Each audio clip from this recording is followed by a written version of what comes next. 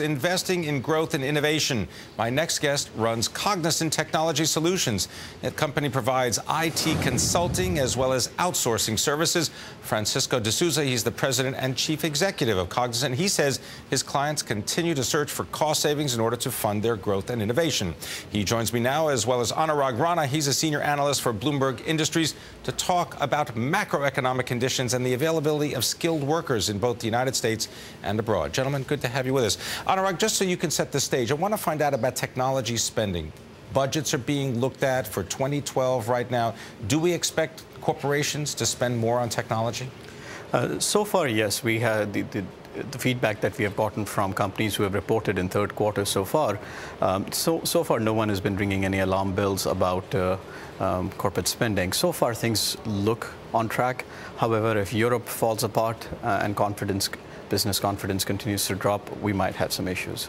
Francisco, what are you seeing in terms of corporate spending for information technology? Yeah, about the same. As we look out to 2012, we see our clients telling us that the early signs are that they're going to spend about the same, maybe a little bit more on technology and operations. But I think what's really important here is that, as you said, Pimm, when we're talking to our clients are saying, you know, we've been through this period of we're going through this period of volatility. It's been prolonged. It's been 4 years now of ups and downs. And we just have to push through that. We have to continue to invest for growth. We've got to continue to invest for innovation.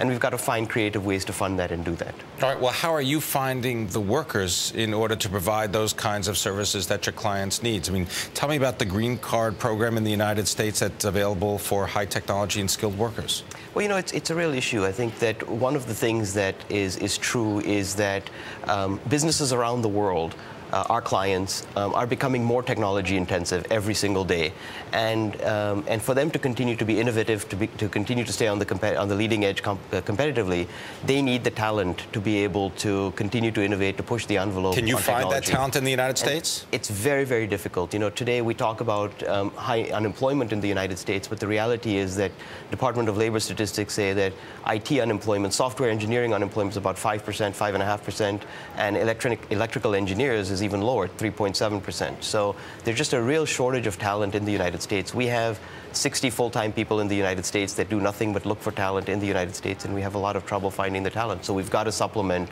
our hiring in the United States with a global search for talent anywhere in the world we can get it. Anurag, talk a little bit about the green card program in the U.S. I thought that was supposed to make it easier for companies to find those highly skilled technology workers.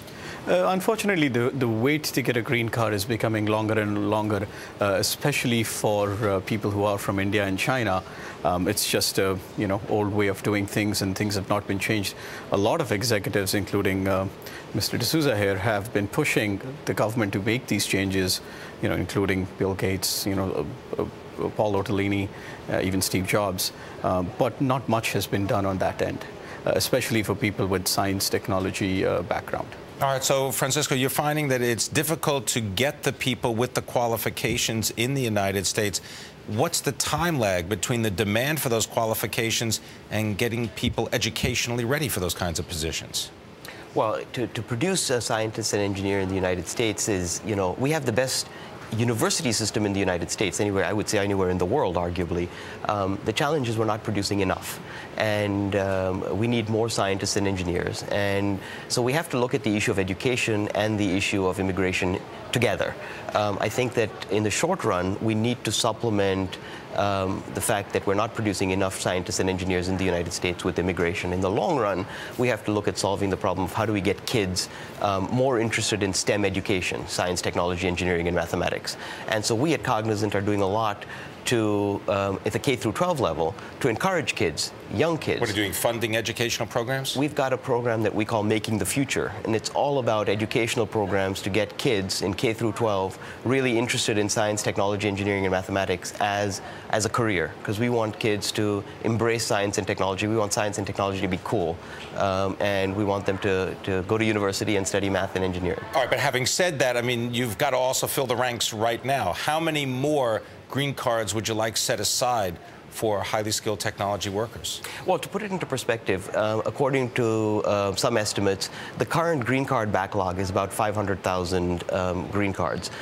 For somebody from India and China, the wait for a green card can be anywhere from 10 to 70 years, depending on their circumstances. And so, we think that one of the key things that the government can do is remove the so-called per-country limits. Today, we have 140,000 green cards that are available every year. Many of those don't get used because we have per-country limits that limit to 7% the number of people that can come in from any country, which is why... if they're not met by the individual countries, then they basically don't get met at all. They don't get met at all. They don't get used. So we should recapture those. We think over the last 20 years, something like 300,000 green cards have gone unused. And I think that'll go a long way to alleviating the backlog. I want to thank you both very much for shedding some light on this issue. Francisco D'Souza joining us as the head of Cognizant Technology Solutions, and Anurag Rana from Bloomberg Industries, senior analyst. Thank you very much.